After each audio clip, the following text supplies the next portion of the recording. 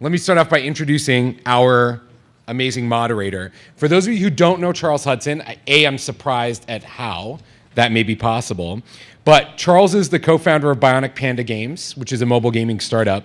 He was also the VP of Business Development at Serious Business, which was acquired by Zynga in 2010. And he actually founded a number of really interesting, successful events, which I've been lucky enough to attend a number of times over the years. And he's going to introduce your amazing panelists to you.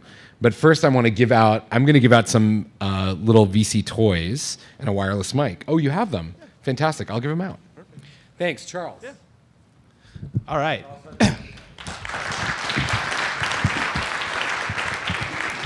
So I can tell two things. I can tell some of you are looking forward to / need a drink. It's late in the day. And I think we have enough panelists up here to have a 4-on-4 basketball game if we wanted to. So we're going to do things a little bit differently to wrap it up. I think it's always cool to hear from vendors and hear from people who are on the front lines dealing with customers. But I also wanted to change things up and have some folks who see tons and tons of businesses and pitches give you their perspective on whether they're buying what our technology vendors have to say or they're not buying it. So they've all got signs here that allow you, after each question, I'm going to ask each of them to let you know whether they're buying it or not buying it when it comes to the answer that they've heard from their panelists. And I might ask them if there's dissension among our triumvirate of VC folks here. I might ask them actually to kind of give you a little bit of insight as to what they're thinking and why they're buying it or not buying it. And we're going to go through a handful of questions here, then I'm going to turn it over to you all in the audience. So in the interest of saving some time, it would take a long time for me to introduce each of our panelists, but I will ask you each to just quickly, our three VC folks, to quickly just say your name and your firm, and then I'll do a quick intro for the four folks over there on the technology panel. Hi, I'm Dave Feinleib. I'm with More Davidow Ventures, and most recent investment is a company called Root Music, which has a product called Bandpage on Facebook. Jay Levy with Zelko Ventures, notable investments out in this area: Clout, Food Spotting, Reportive. Glenn Entis with Vantage Capital. We're a new fund based in Vancouver. We've raised about $120 million so far, focused on gamification. So we actually started raising our money after the collapse of the market, but raised the fund on the basis of gamification, the potential. Three of the four partners in the fund, myself included, are ex-game industry executives. And actually, I'll let you guys just quickly pass the mic and just say name and company there. No, they've got their own mic. Yeah, go ahead. Name and company and just go on. Yeah. My name's Ryan Elkins. I'm the CEO of iActionable. Hi, I'm Kris Duggan, CEO and co-founder of Badgeville. Hi, Keith Smith. I'm the co-founder and CEO of Big Door. Rajat Paharia, founder and chief product officer at Bunchball. All right, well, we're going to jump right in here. I'm going to ask the first question of our panelists. So, since the beginning of the internet and websites, people have been trying to boost engagement, usage, retention, all these metrics. And there's plenty of packages out there, whether it's Google Analytics, Omniture, Kissmetrics, pick your favorite package. Why build another software package layer to boost gamification? Does the market need it? Yeah, I think here's how we look at the market. Your business, you've got a site, you've got an app, some sort of digital business, and you've got a three-legged stool that's supporting that business. The first is traffic optimization, right? SEO, SEM, Facebook ads, other ways of attracting people. The second leg is content optimization. So that's your content mix, that's A/B testing, it's site load times, it's everything you can do around the content mix, and Google and Omniture and the rest of those guys focus there. And then the third leg of the stool, which is the one that everybody's been ignoring to date until this industry started growing and exploding, is user optimization.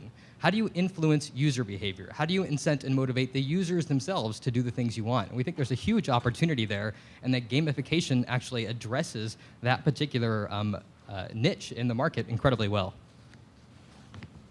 Yeah, I think that's well said, and we tend to agree. And I think that for the same reasons why you wouldn't go out and build your own version of Google Analytics, and you would instead use Google Analytics in order to do tracking, et cetera. I think the same thing applies to gamification, because there's an awful lot of common development, common work that needs to be done. And so I guess the one thing I would say is, is if you're thinking about using gamification, whether it's light, whether it's deep, whether it's super integrated or otherwise, I think you should definitely use a platform because it can help you get started faster. It can help you to not have to have your development resources be focused on all kinds of back-end, very complicated, very difficult things, and instead you can actually focus on the things that are really going to matter and what the actual user experience is for your users. I would actually, though, say I don't think you should buy or pay for a platform, and I say that because I think we have a very different business model at Big Door, and that is that we give our platform away for free, and we kind of view it a little bit like I think how Facebook does, is that Facebook does not charge developers to write apps for the Facebook platform. And in the same way, we don't charge for any kind of usage of our platform. We have a full API as well as some widgets that are easy to implement, but we don't charge. And the reason why we don't charge is because we want lots and lots of developers and lots of publishers using our applications and using our platform. All right, Kris? I'll try to stay on topic to the question. So the question was, why is gamification new and how is that enabling engagement? And so the answer, at least from our perspective, is gamification is not the new thing here. Social identity on the web is the new thing. And so Facebook has enabled this amazing social layer across the web. And so now content producers, commerce properties, brands, marketers, community managers are trying to figure out how can we take that social layer and social identity and incorporate that into our digital experience. And we think that that's where there's a tremendous opportunity, not only in recognizing people for their attention and their loyalty, but to bring a social experience and a community experience to these web properties. And that's what we're really excited about in the marketplace. To add to that, I guess, especially when we're talking about websites, I like to think of it as, the web has evolved a lot over the years. When we started out, we just had content sites and people were publishing content. Then we kind of moved to a more user-generated model where people are creating the content themselves. And as that's proliferated, I think there's become a need to provide a way for people to want to spend time on any particular site. If you've got a lot of places where you can spend your time and put your content, you need something to kind of attract people to make sure they spend their time there on your site doing what you do. And also it kind of provides a nice contextual layer as well where, when I'm reading a review, now I'm not just reading a random review from someone, but I'm reading a review from someone who leaves a lot of reviews that are generally found helpful by the community. So it provides a lot of contextual layer that's been kind of missing to this date. All right, so I'm going to ask our esteemed triumvirate, are you buying the need for gamification in addition to basic web analytics or not? The survey says we've got 3 buying it. All right, that's good. You guys did a good job on the panel of convincing them. A couple of you have already raised money, so that's not surprising. Moving on to the next question, given that we're early in this market, what's the mix between products and services when you guys are going into clients? I mean, ideally it'd be great if it were just dropping a few lines of code, but where are we in that sort of whole evolution? I think the big problem that you kind of face, at least that we face, our company, is that you don't necessarily know what a site is doing. We might be working with a warehouse, we could be working with an e-commerce site, we could be working with user-generated social sites. There's lots of different sites, and we don't really know what they want to do, what kind of actions their users are taking. So in order to understand that, you have to have kind of a general API layer for interaction. And in order for that to work, then you do need a kind of a generic service that can't just be drop in and work because they're all completely different. And then so the other aspect of that as far as what you can provide for them, I think for us it's very service oriented in terms of we have to work a lot with the customers, especially as noticed by all the people here, a lot of people don't really understand what they're doing right now, so they need a lot of that help to get through there. And we haven't really found a way to make it very easy to kind of make generic things that people can just toss on their page and it'll automatically work. It generally needs to be a little more customized for the individual. So we launched about 3 months ago. We've signed about 25 customers so far. And what we found is about half of our customers are perfectly able to implement the product on a self-serve basis. We give them turnkey widgets that they can incorporate into their web experience. And then we find that some of our larger clients, like Comcast Sports and others, they really want our help to kind of focus on the game design, the game balance, and we give them the resources to do that. We recently hired a VP of Client Services who was actually at Electronic Arts for 10 years. And so, we take the game design aspect of this very seriously, but we also focus on how can we make this as turnkey and easy to implement as possible. One of our sites, Philly.com, went live in 19 days. So that's an example of an accelerated time frame. Where we focus on making it easy to implement is on the user experience, but then giving the publisher the tools to define the behaviors that they want to measure and optimize, and then also give them the tools to define their own incentives and rewards for their community. And that's where we think the configuration aspect is really powerful from a platform standpoint.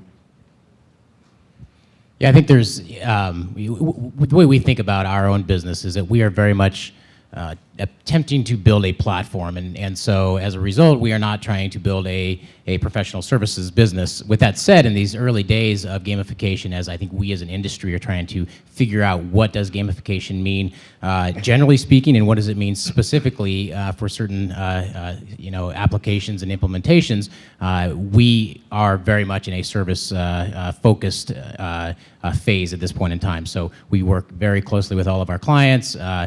We have self-serve tools so that that clients can certainly self-serve. But what we find at this point in time is that we're working very closely and we're very much in a services business right now, even though that's not what we're trying to build long term. So I'm an engineer by training, and so I love kind of scalable business models. My dream was always that we could provide this great platform and put it in a self-serve form, and people would come and take it and run with it and build these great experiences. And what we've learned over the last 4 years is that that applies to a small percentage of the customers, and the others don't want to be game designers. They want business value. They want more ad impressions. They want more sharing on the social networks. They want more video views. They want certain things, and they don't want to figure out the game. And so they need someone to come in and help them figure that out, and someone who can sit down with them and understand the content, the context, and the community, and do something that's very appropriate for that community. There was a lot of talk earlier today about identity and meaning, and you have to figure that out in order for this stuff to work. As was said many times today, slapping badges, points, and leaderboards on top of something alone isn't going to cut it. Not now. There is no drop-in solution. You really need to dig in. I used to work at a company called IDEO, product design company, and for them, the center of their whole design philosophy is user-centered design, putting the user at the center and figuring out what it is that motivates them, and then how can you take, in this case, these game mechanics to motivate behaviors that match with what the business owner wants. And that's what we sit down and do with our customers that need that help. Jesse Redness was up here earlier from USA. His team is just rocking it. They don't need us at all. I mean, we help them to the degree they need it, but they're designing because they know exactly what they want, as opposed to another one of our customers in the same family, Bravo, where they just we just want business value, help us figure it out. And we're happy to do that for them as well.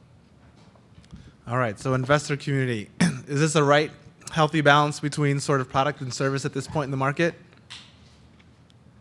All right, we've got two not buying it and a buying it. So I'll take David first and then Glenn. Just quickly, why you aren't buying it, just as a... Well, I feel obligated. I kind of feel like I had to put up a not buying it just to stir it up a little. But, I think one of the challenges here is, to your point, gamification is both an implementation, but also something that someone has to design in to the very core of their website, their entire brand, their offering. And I think that's really the challenge with, straddling the service part of the business and the product part of the business, and finding out, you really have to have customers that believe that this is an integral part of what they're doing. So. I'm buying it because if I look at the evolution of any kind of enabling technology and tool set, it starts with, like, for example, the field I come from, computer animation. You've got to be a good animator to make animation, but there's a lot of great tools that came out that started to get more broadly spread because there, in fact, are a lot of designers and a lot of artists and a lot of people out there who know how to use them. So I completely agree that good gamification comes from a good gamification designer, but those designers are going to come from a lot of different places. They're going to come from the providers, they're going to come from the client companies, they're going to come from contractors that the client companies hire. So the idea of having stable tool sets that are out there and can be used as a building platform, and then decisions about where you go for the right design, I think is a very healthy mix and a very healthy way to go. Good. Do you want anything to add? I mean, the only counter to that is 3 of the 4 pretty much alluded to services was an interim step. and the goal was to get to a platform business long term. I think the challenge that you face there is if that happens, you're commodity. I mean, there's 4 of you guys up there today that, yes, you're all different, but I bet 70% of what you guys do is pretty similar. And how you're differentiating yourself is on your sales and your service end and what you can bring to the teams. So there's nothing wrong with sticking long term and being able to service your clients and building a business around that. And I think the challenge that you will solve with the clients is most of them don't know what they want, and they won't know. And that's really where you guys play in. So I think trying to become a platform or a technology company, scalable, completely scalable, is probably writing your own death sentence. Wow. All right. Thank you guys for stirring it up. I want to ask. Amen. I want to ask a related question. Since we are still early in the stage, and at least 3 of the 4 of you are doing services, it's a 2-part question, which I would normally not let the audience ask, but I'm the moderator, so I can do it. Quick question. First of all, what do you do to qualify clients before you sort of engage with them? And 2, have you ever told the client, look, there's nothing I can do for you. You've got bigger problems in gamification?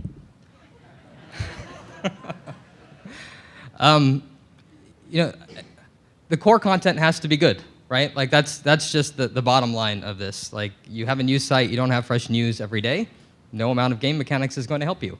And if you have a site or an experience or an application that is just so shallow that there's nothing there, that it's not going to keep people coming back kind of on its own, adding game mechanics on top of it isn't going to help. And those customers, we have that conversation with and say, look, you need to build a core upon which to build game mechanics on top of. Yeah, I completely agree with that. The one other, I guess, serious and very important component that we've seen that if it's missing, it's very difficult to add gamification is that if you don't have a social website or if you don't have some sort of a community that already exists, then a lot of the really relevant pieces of gamification just really fall flat. So, the fact that I may be earning status and I am able to show off that status, if I'm not able to show it off to anybody that matters to me, then the whole experience for me as a user really falls flat. So we've seen that in some cases in some early implementations where we had to go back and really revisit with the client what is their core community and make sure we got that right before gamification really worked. Over the last year, I've probably talked with a couple hundred companies in the media space, in high-tech community, brands, marketing, and what we found is that I think the key is you have to have some kind of community within your digital footprint. And if you use these techniques, you can really either revitalize, turbocharge, extend, or integrate various communities across your brand. And these techniques can be very effective at that. I think one of the reasons why gamification is getting so much kind of hype or buzz or support right now is that, there's a macro issue at play, which is if you're a content company today, these content companies are realizing they have to add community in order to compete in the global marketplace. And that's the same thing for if you're a commerce play. If you're a commerce company, you have to add community. And in fact, I think what we'll see over the coming years is actually the lines will even blur even further. If you're in content, you have to add community and commerce. And if you're in commerce, you have to add community and content. And so there's going to be a lot of overlapping fields here, and actually gamification can end up being kind of the social glue that brings all of this together. As far as what we do with our customers, I mean, one of the first things we'll have usually an exploratory discussion with them to find out what their goals are, what they're trying to do, make sure that they have a system that can be gamified. So kind of like what people are talking about, to me, it's not so much about community as much as how many different things can people do? Because if you can't do a lot of stuff on a site, there's not really a whole lot to gamify. I mean, to me, a good example is a blog. So you get someone with a basic blog. What can you do in a blog? You can read it. You can leave a comment on it. There's just not enough to build anything compelling around that. I mean, you can artificially add check-ins or something, but I mean, you're just very limited on what you can do. So you really need something where there's a lot of different ways users can interact with your product. If there's only a couple of ways, and there's just not really a whole lot you can build around that generally. All right, I'll come to our 3 wise men again. Are you buying it or not buying it? Let's see. All right, we've got a consensus here. I'll pick on Glenn again. Anything you want to add to what the panelists said? The one thing I would add is, I tend to see gamification fairly broadly, and we've been looking at some applications that don't necessarily have a social component. So I would put it this way, that there is one form of gamification that is getting a lot of traction right now that requires that. I can talk, you know, in our business, we've talked about some important problems that are out there that would be helped by gamification that aren't necessarily about status. So I do agree that there have to be necessary conditions for gamification, but those are going to be different necessary conditions depending on the industry or the business at hand. Okay. All right, moving along. So when I think about, you know, most sites, they've got, broadly speaking, I'd say 3 big buckets of customers. You've got your kind of new to brand new user, you've got your mildly engaged user, and you've got your hardcore user. And as you guys talk to your customers, what are you hearing from them about where they see the biggest bang for the buck from applying gamification technologies?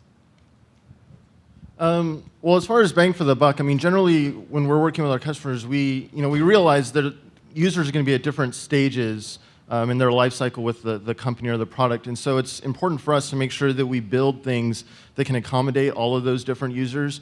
I mean, you generally, you know, for your early users, you want to build some things that will encourage people to explore, to learn about what's possible within the site. For your later users, you know, you need to be able to provide things that maybe give them extra benefits within the site. So a lot of it's not so much about bang for the buck and targeting one particular bucket as much as making sure you take all of that into effect when designing the system so that at any stage a user can continually progress and still have reason to participate, you know, and hopefully extend that as long as you want. Eventually, I think you do kind of hit an end of lifetime with your customers where the game somewhat ends, but you want to make sure you can extend that as much as possible. And it's important to have, I think, a platform that you can provide a lot of compelling ways to reward people in order to accommodate that. I actually think that's a really great question to think about. You know, what's a top issue that publishers are facing today, and that is they find that analytics products that they have in place don't answer the question, what's the loyalty segmentation of my audience, right? They're using either web trends or Omniture, Google Analytics, and these platforms are very page view centric. They don't account for behavior, and they don't account for identity. And as a result, there's no kind of engagement dashboard or community health dashboard or loyalty segmentation dashboard that these publishers can access. And actually, that was the genesis for our starting this company, was trying to help answer who are the top users within your community, what's the health of your community, who are your next best users, and how do you use proven techniques from social gaming to actually turn those next best users into your best users. And so like answering that question, I think, is a fundamental issue that publishers are facing. There's a lot of content commoditization that's happening on the internet as a result of social media. And so they're trying to figure out how can we create a magnetic experience to retain our top users and really like bolster that. And so we're trying to help that problem. We view the customer or the user segmentation, I think, a little bit differently. So we kind of view it as 4 buckets, and it's a little bit of a meta game for our publishers and for us and for our clients. And so you have this big bucket of users, most of us as community owners or publishers that are viewers or just visitors, people who are coming to the site and they are consuming what's there and they're really not adding much value to the community beyond that. And then there's 3 much smaller buckets that are high value buckets. And so there's subscribers, and so anybody, of course, who is paying for content is of high value. There are contributors, and so there are those people who are contributing content, and that may be as simple as somebody who is posting regularly comments on your blog site, or maybe somebody is uploading content, whatever it may be. Somebody is contributing content in some way to your site or your community. And then you have your evangelists, those people who are out there talking about you and spreading the word about you. So the meta game here for publishers and for, I think, all of us as we try to employ gamification is try to get as many people out of the big bucket of viewers and get as many of them into some of these other 3 smaller buckets as possible.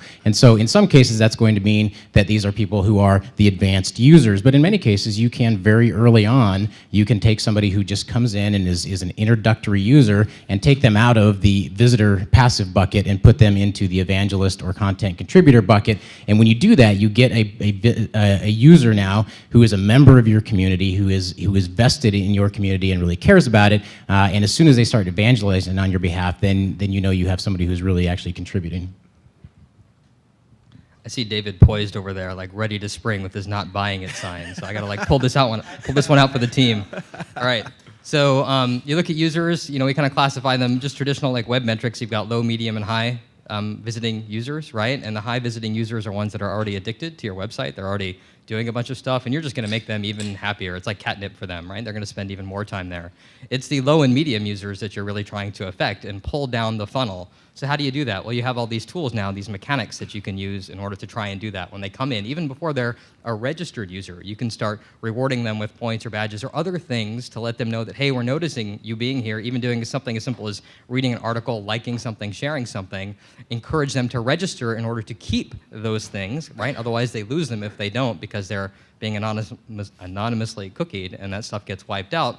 And the other thing that you can do is provide real-time feedback to them when they go there. So I go there, I've done something, I've read an article, I've hit like, and a little notification pops up like Outlook or IM clients use in the bottom of the screen saying, hey, congratulations, you just earned something, you just did something. And then here's the key part, right? You don't ever just want to just leave it there. You want to pull them down the participation chain and suggest what to do next. Why not try this article? Why not go watch a video? Why not go read a blog, right? It's always about so many websites, dead-end people. You do something and you say they do something and you say thank you, or you say nothing at all, and you're never telling them what to do next, right? You got to give people like a path to follow, and you can do that using these tools. Oh, I don't want to. I know David's ready to go. So panelists or our VCs, buying it, not buying it? Let's see. We've got... Oh, the consensus not buying it. Well, I got to hear from all of you then, since consensus not buying it.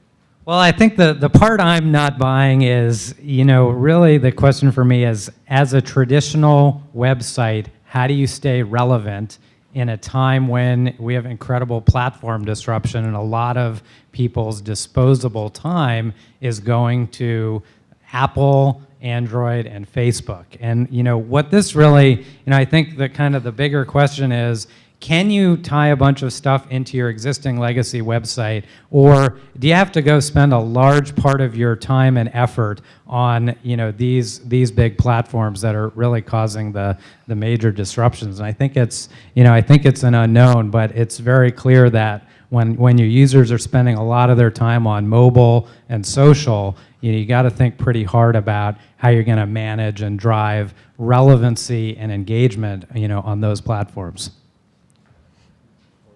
I think you guys all gave too much credit to the publishers. I think a lot of this is what social media was 18 months ago is, oh shit, we don't know what this is, but they're talking about it, so we better do it, right? And I think you guys did a good job of giving your pitches about your views about how to go about this. And I buy all that those are your views and how to go about it, but I don't buy that the publishers are thinking that thoroughly about it. I think they're like, we don't want to miss the boat this time. And I think that a lot of what we talk about at gamification is a relatively straightforward application of some subset of game mechanics to sort of traditional websites and social sites. Coming from the game industry, it seems to me there's a lot of very effective aspects of building games and game design that really haven't effectively been used. And I could go through a whole list, but I'll give one example. Is that good games tend to hold up a flattering mirror to the user in some way or another. A good game makes the user feel more like a hero or more like a genius or more empowered than they might otherwise be. And those kinds of, one of the ways games do that is by keeping track of certain aspects of what the user is doing, not just what they're doing, but how intelligent they are, how effectively they can get through a task, and basically finding ways to mirror that behavior back and encourage that behavior in ways that make them feel more powerful. Those are the kinds of things that I think are not really touched on so much now, but are very, very powerful mechanics can be built into websites. There's a whole nother list. So I think it's a different way of reinforcing what Gabe said right at the beginning. We're just scratching the surface. So I think that the answers were great answers, but they seem to me to be a very small subset of the things that really need to be measured and responded to make effective gamification. I'm going to ask one more panel question, then maybe I'll have some time for some audience Q&A, maybe. So I'm going to ask one more. This one should be short. So I think, having come from social games and virtual goods, it's really important to have a moniker around which you can aggregate companies, and gamification seems to be a good one. In 5 years, if you guys are really successful, will you still like the word gamification to describe what you're doing? I think, so look, we started doing this in 2007, and we didn't know what to call it. And we had been a gaming company, and so we tried really hard not to use the word game for a long time, because everybody got confused and thought we were making like poker and checkers and stuff. And so we were talking about driving user behavior and the science of engagement. And eventually, when people forgot what we had done before, we started using game mechanics again. And then in the end, like I started hearing like James Currier from Google Labs and Barry Kirk from Merritt's using the term gamification, and I really liked it. And I was like, because you know what it does? It implies like people hear game mechanics and they hear like a thing, and I'm selling them a thing. And gamification sounds like a process. It sounds like something that is applied to something that already exists. And so I actually, like, I know people hate the term, people love the term. I actually think it's a great term, and who cares what it is as long as it's something we're all like focused on and around, right? Like Yahoo and Google, like you really think about it, they're like the dumbest names ever, but they've just become like, you don't hear them, you don't think about them, they are just vernacular, right? And gamification will become the same way. So absolutely, I think it'll be totally fine. Yeah, if you're asking if I'll like the name 5 years from now, I don't like the name now. I think it's a terrible name.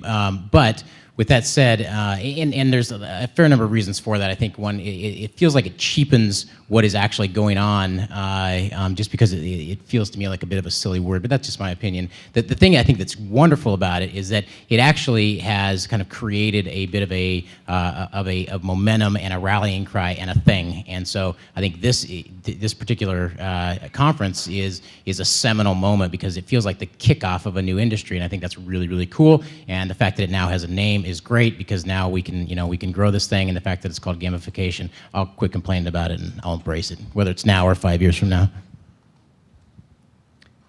Yeah, so actually I'll agree with Keith on that one. We actually, on our website and in our literature, we don't use the word gamification whatsoever, not one place on anything. What we focus on is modern loyalty, and that's when we think about that is like, how do you make loyalty social? And that's kind of what we think is the bigger picture. Maybe another way to term it is, modern reputation, and how do you identify, recognize, and reward, the people that are really contributing and have affinity for your community. So I think in 5 years, if I had to guess, I think the term is fleeting. I think it's a great buzzword right now. There's a lot of hype around it. I think that's creating awareness for those traditional publishers that the judges here maybe didn't give too much credit towards in terms of they are thinking about these issues. They're thinking about community, social, what should we do? How do we leverage social identity? How do we get people back to our site? And those are the things that they're thinking about. Analytics, user segmentation, loyalty segmentation, those are the buzzwords that I think have staying power. I think I'm kind of with these guys. I never really liked the word much myself, but it's kind of what's stuck. And it has been nice that at least we have something now that we can use instead of trying to, when we first started, we didn't know what to call it either. So it was kind of like stumbling around trying to explain it to people. And, I'd usually ask like, oh, do you play video games? And they're like, no. I'm like, oh, like, it became kind of hard to really tell people what we were doing. So, but the word's fine. It's nice to have something, like I said, that everyone kind of now is starting to understand. I was kind of sad we didn't have a panel to kind of come up with a new word, but we'll just have to we'll go with it. And it's fine. Whether it's around in a few years or not, I think everyone kind of at least now knows what the idea is, and we can kind of go forward from there. Any parting final thoughts on the gamification term from our three esteemed VCs here? I don't think it can be around because if it is, you guys are going to look old and outdated. So I think to make sure you guys are around, you're going to have to innovate. And 5 years from now, people aren't going to want to be still doing gamification. They're going to want to be doing something else, right? So. I really liked what you said around loyalty and reputation, and I think that may be where this is all headed. How do you drive engagement? How do you drive loyalty and bring people back? And maybe gamification morphs into something else where it's not this term, but it really is around driving user engagement and bringing people back. I'm not so sure about the term, but I think that the set of behaviors and mechanisms that sort of define gamification are pretty fundamental and pretty broad.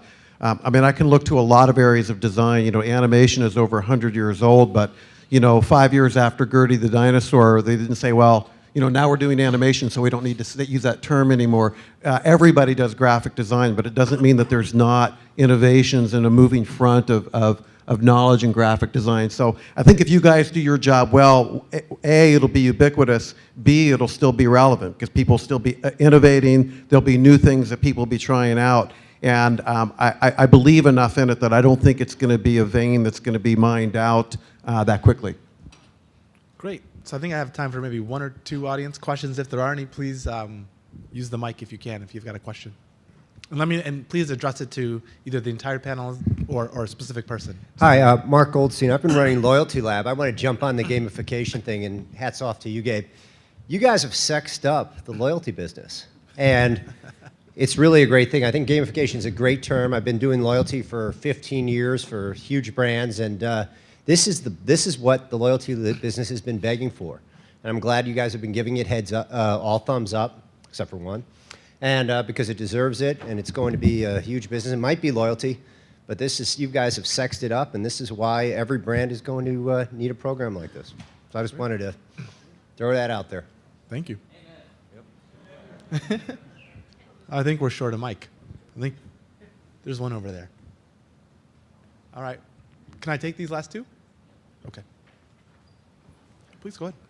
Hi there. I'm a parent, and I'd like to raise my children to feel like they can have fun with their lives. And so for them, I'd like them to have a mission, a purpose, those sort of things. And I'd like your advice on how I can get them to design for themselves a game that will compete with your professionals. And I'll give you an example. There was a discussion about how if I cross a store and I scan a product ID, I'll add to some company giving money to a cause in Haiti.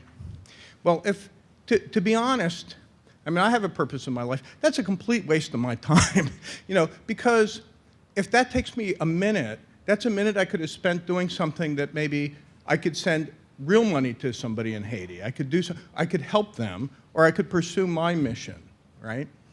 But if that act that takes a minute of my time actually adds like 1 mil to an account of somebody in Haiti, that's a very inefficient way of helping people in Haiti. It might be an efficient way of manipulating my behavior. So how do if I were to write a handbook for my children on how to compete against you guys, what would you recommend? And I ask all of you. Tell your kids to go run around outside, get bruises, and play sports, and get away from video games. Because that's what we need. We don't need kids in front of video games. Yeah. We don't need kids in front of Wii and all this crap. We need kids outside running around being kids. And that's my view on how to gamify your kids. I love to hear everybody. Not off the hook, it's just one guy answers.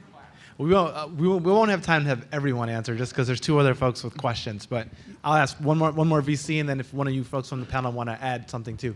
So again, in the theme that we've been talking about, a pretty narrow set of gamification here, I think that one thing that really hasn't been touched on is that personally, I think that data can be a lot of fun. Data can be very interesting, it can be engaging, it can be insightful, it can be inspirational. One aspect of gamification is taking complex tasks and making the execution of that task itself, not a little side task or distraction, but the task of eating well, taking care of myself, taking care of my family's finances, making that data, the relationships and the richness of that data interesting enough, satisfying enough feedback, enough sense of progression and reward as I eat better or get my family's finances in better health, that you can take things that people should be doing in their everyday lives, should be more interesting and more engaging, and actually make them interesting enough that people might spend time doing the things they should be doing rather than trying to re-win World War II or something like that. So there is an aspect of gamification I think goes spot on to what you're talking about, which is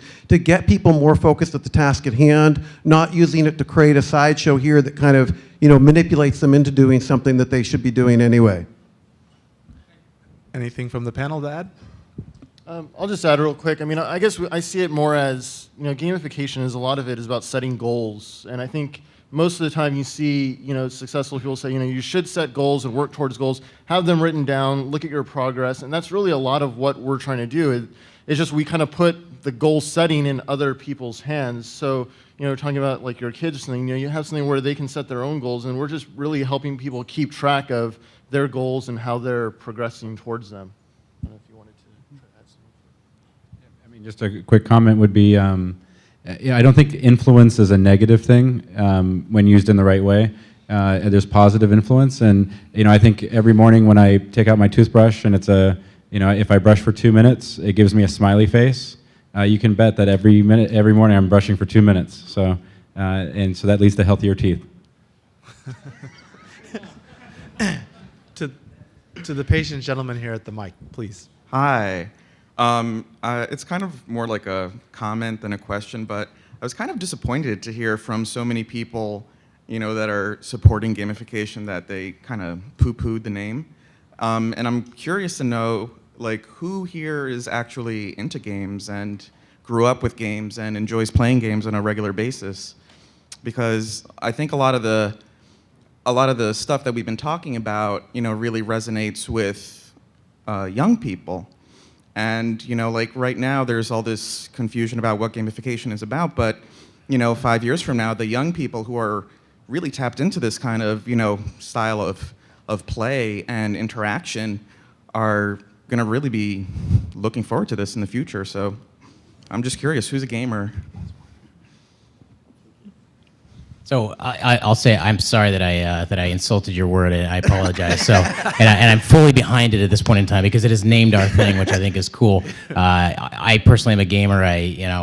I started at a young age selling magazine subscriptions door to door so I could afford my first Pong game, and then put myself through college working at Nintendo, being a gameplay counselor. Love games, love how they can positively influence us, love to at least observe how they can negatively influence us, and I think that this thing that I think are all doing here, I think is really big. I think it's beyond just loyalty. It's beyond just certainly beyond just points, beyond badges. And so that's my only gripe with it, is that it felt like we needed a big substantive word, but it's great. It's named our thing and I'm behind it, so. So I quit my rating guild in WoW to start this company. So hope that gives you some idea. I'm currently playing Batman: Arkham Asylum. I just beat Mass Effect 2. I play a lot of board games. Carcassonne, Power Grid. I'm actually really into games, and so this has been kind of fun for me to be able to work in this space in something that I do really enjoy and spend a lot of time with. So. All right, thank you. And last question, then we have to wrap. My question has to do kind of similar to what was just kind of queried. I was lucky enough almost 20 years ago to work at Atari Games. And so I've been in and out of games over the years. And about 3 years ago, I saw Rajat present Bunch Ball. And I thought, holy expletive, Pandora's box has just been unleashed. So it's no surprise to me that to see what's happened with this nice little gamification summit. This is like the third or fourth time that people outside the core industry have tried to do gamification. It was called edutainment with Reader Rabbit. It was called advergaming, the first pass of that, and serious games and all that. But the one component, it's one thing to kind of initially start to do some simple game mechanics, but really what this is all about, everybody, is there's a digital drug out. And that's what I call it, but it's you guys are basically little chemists with this digital drug. And you have the basic mechanics, and there was an interesting point about there's the web and then there's these new apps, the new platforms. But what about production value? So my question has to get with the mechanics are on the table, production value. Can somebody speak to what their vision is in 3 to 5 years? You see the iPad, you see some, you see an Unreal Engine on the iPad, right? What role will the production value have on this wave of the gamification when PlayStation killed the edutainment market like 15 years ago? I think when you talk about production values, just look at how much money is being spent on games right now, where games were first made by guys in their garage. Now you got, Blizzard, who spends hundreds of millions of dollars building their latest titles, they take 5 years. As far as where things are going for us, I think kind of one of the divides especially with the term gamification, is that some people see gamification as making things into games, whereas, and I speak for ourselves, but for our company, we see of it more as taking things we've learned from games and moving them into non-gaming platforms. And it's kind of interesting because, I mean, our company doesn't even work a whole lot specifically with websites. We work with a lot of different, telecom, warehouses, logistics, a lot of people that are trying to motivate their employees and just kind of build that up. So I'm trying to think of how that necessarily applies for us, because a lot of what we're doing is more giving users or workers feedback on their jobs, letting them know how they're doing compared to other people so that they can self-regulate themselves and determine how they're doing compared to everyone else.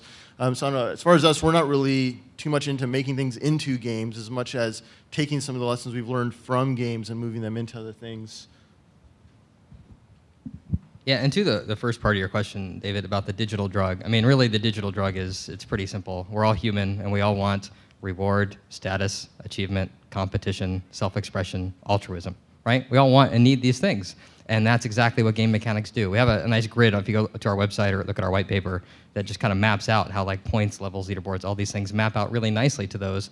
And people are hungry for this stuff. They're so hungry, and I think that's been like the big discovery in this field, right? Is that like people are so hungry for this that 200 million people, every month are playing Cityville and Farmville and stuff like that. Not really playing, but they're working in order to get this sense of progress and achievement and mastery and status and social connection, and they're hungry for this. And so if you can give this to them as part of your business, it is the digital drug, right? I mean, Zynga's like manufacturing this stuff in mass quantities, and you can do it too by using this stuff. And it's because we all need and want this stuff. And then in terms of production value, I mean, I don't know if the question's really applicable to what we do, since we are kind of infrastructure providers, and we can slot into anything. Club Psych with their Psych Vision app is using APIs on the back end. A website is, desktop apps are, mobile, set-top box. They're all using gamification elements, and the production value is in the hands of the content creator as opposed to us. I'd just add to that I think that's exactly right, that what using a platform can do, I think a gamification platform can help you focus your time and your energy on the production value. And so I think we can be helpful in many ways. I think there's a lot that we, that all of us do at varying degrees in terms of helping, figure out what the game loop is and what the various game mechanics are going to be. And in some cases help with production value. But the biggest help that we can provide is by taking care of a lot of the stuff that you don't then have to worry about. Because for us anyway, we want you to still be in control of your end user experience and to own your end user and to have that experience continue to be very intimate between you and your end user, and hopefully by us taking care of a lot of the back end stuff, then we can enable that for you. I think from our perspective. Can I answer really quick, if that's okay? Yeah. Just 1 minute, Charles. Somebody asked me earlier today, what are you most surprised by with your company? And I had two quick answers. One was how broadly applicable what we're doing seems to be. I mean, we're talking not just content, commerce, banking. We're talking to banking clients right now, healthcare, health, fitness, across the board. And so I think there's like a huge awakening that's happening around here. And then the second thing is how interested gamers and social gamers are in joining our movement. I don't know about the other guys here, but we get so many resumes from the EAs, the social gaming companies, and what they're saying is finally we see a huge opportunity to kind of take with the discipline and the practices and the knowledge that we have and apply it to a much broader context. So for us, that's like huge validation for what we're doing. Well, I'm getting the hook here, so I want to wrap up for the end of the day. You guys have been a great audience. I want to thank Gabe and the whole team for giving me the opportunity to be here, and I want to thank